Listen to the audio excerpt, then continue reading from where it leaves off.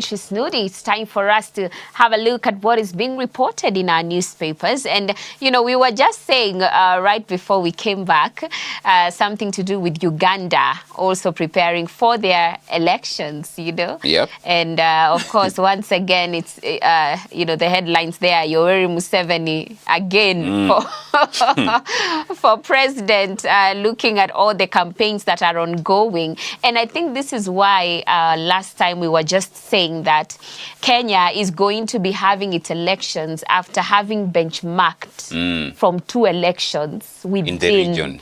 Yeah. We had Tanzania. We saw how things went. Oh, yeah. Now we have Uganda. Yeah. And then we will follow after that. Wow. So it's interesting. So last year was Tanzania. This year This it year. is Ug. Yes. Next year will be It is Kenya. us. Yeah. It's quite interesting, by it's the way. interesting. It's quite interesting Yeah. that we are having to literally benchmark. Yeah.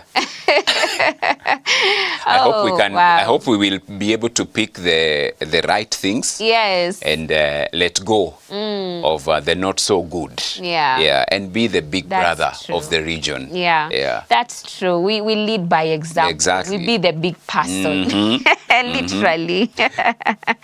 Oh, that is what we pray for. But anyway, I'm seeing some news here on the Daily Nation, and the top page is covering ODM decides, continues to tell us that officials say the Orange Party must declare its 2027 election stand this year.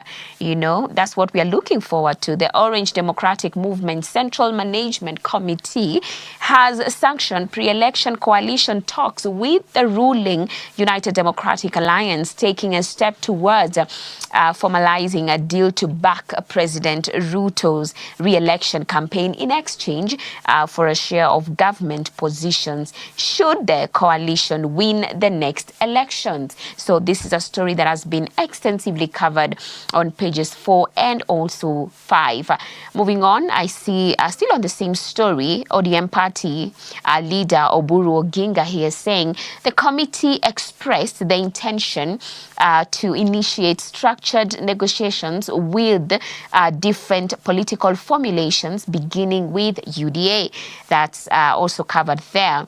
And moving on, I see hitches on first day of senior school admissions. As we know, many students have reported now to senior school, what is being called, is it grade 10? And I see grade 10 learners began reporting to senior school yesterday, with some institutions reporting a low turnout amid complaints by parents about varied admission requirements, demands for extra fees, and inadequate facilities, including labs and dormitories. And also some head teachers also cited a shortage of teachers for new subjects and delays to distribute textbooks. So, however, school managers said they will admit learners throughout the week. That's a story covered on pages 10 and 11. And even yesterday, met a friend of mine just moving around looking for all these specific things that are required. And I hear the schools are very strict. You have to bring something as they have stated it. You know, if it's brown shoes, it has to be brown shoes and all that. So it definitely, it's a time where parents are running helter-skelter, looking for all these things that are required for admissions. And we pray that the Lord provides for all that is required.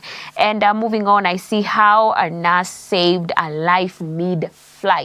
That's an interesting story covered on page 3. Irene Jepchirchir was jolted by a distress call in a United airline flight headed for Boston, United States, asking whether there was a medical professional on board.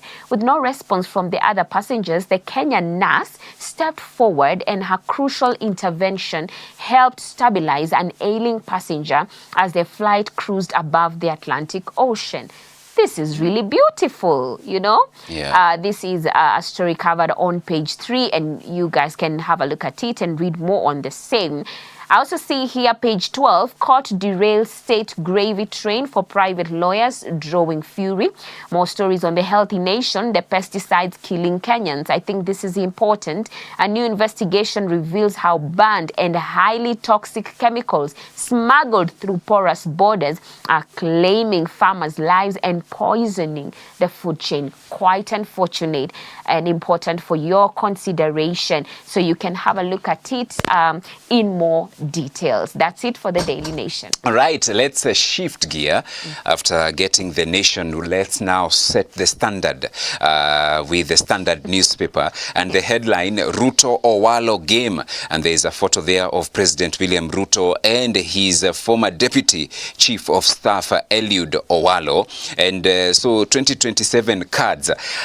When a Deputy Chief of Staff whose level in government protocols is understood to be at cabinet level announced his departure, the message was interpreted in many ways. One interpretation is that this was not a routine administrative shuffle. Observers now believe that either the office he was serving in was dysfunctional or that Eliud Owalo is being dispatched to play a role in the larger 2027 Ruto matrix.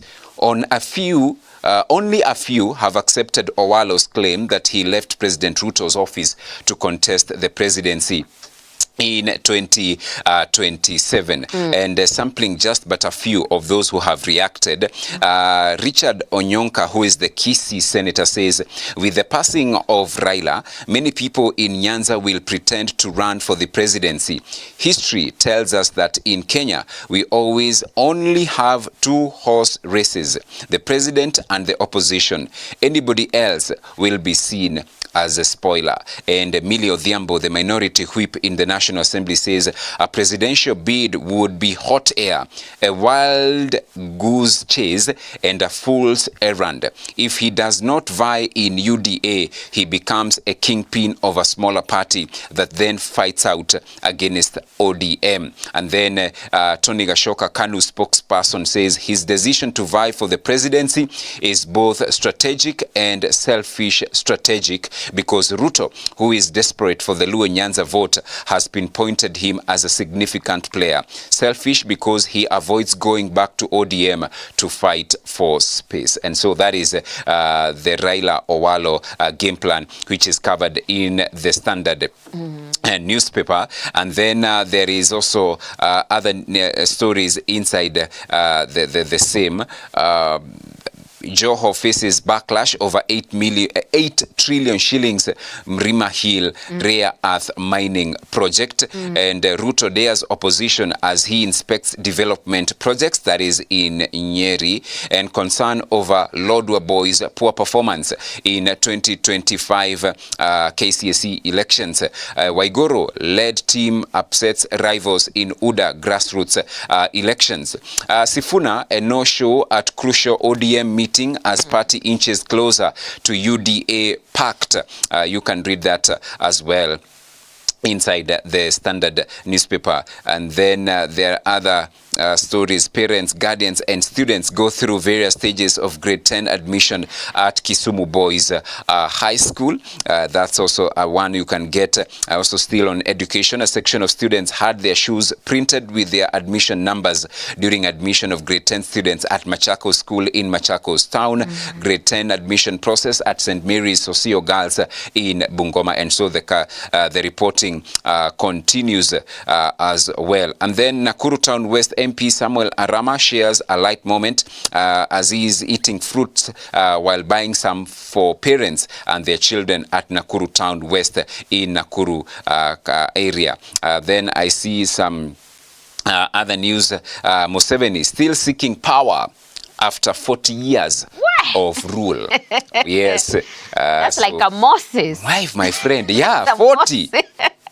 You know, that's how long most kings in Israel used to reign. Yeah, for. 40. And after that, it said their reign was over. But this one still wants to continue. No, I mean, endelea too. But I'm still young. 40 only. Yeah, so anyway. All his life. Yeah. He doesn't know to be anything else. Yes. Aside from president. Yes. Literally. Imagine. Literally. Shabana FC rake in over 3 million shillings in gate collections against Gor Mahia. That is in some sports news. The Financial Standard, why investments in mining sector are falling. So conflicts at prospective sites and lack of social consideration are making investors who are conscious of environmental, social and governance unwilling to commit their capital. And that is in as far as the Standard newspaper is concerned. Allow us to look at quickly the Business Daily and what they are reporting. Kenyans cling to checks as Africa peers move on. Value of check transactions remains above 200 billion shillings every month. CBK reluctant to phase out checks despite the rise of digital payments. And how CBK's 9 trillion shillings mop-up stabilized the shilling, and MPs dump car loans, move 1.3 billion shillings to mortgage scheme, and private developers pull back on affordable housing disruption. So more private investors have cut back on new home projects amid disruptions related to the state's affordable housing program. There is also an article on page 9 by Alex Mwangi. Kenya stands at a decisive moment in the evolution of tax administration. The next, more ambitious phase is to make data intelligent. And so you can read that. And the pullout, the life pullout, Garden of Healing, Renewal, Refuge, and much more on page 19 inside the Business Daily. All right, and that's it for our newspaper review. I see it is just 8 minutes to the top of the hour, and I'm being told that our guest has already arrived. Oh, in the building. We had better rush. Need to rush. Looking forward to having him come over so that we can have today's conversation. But before that, how about we check out the video of the day?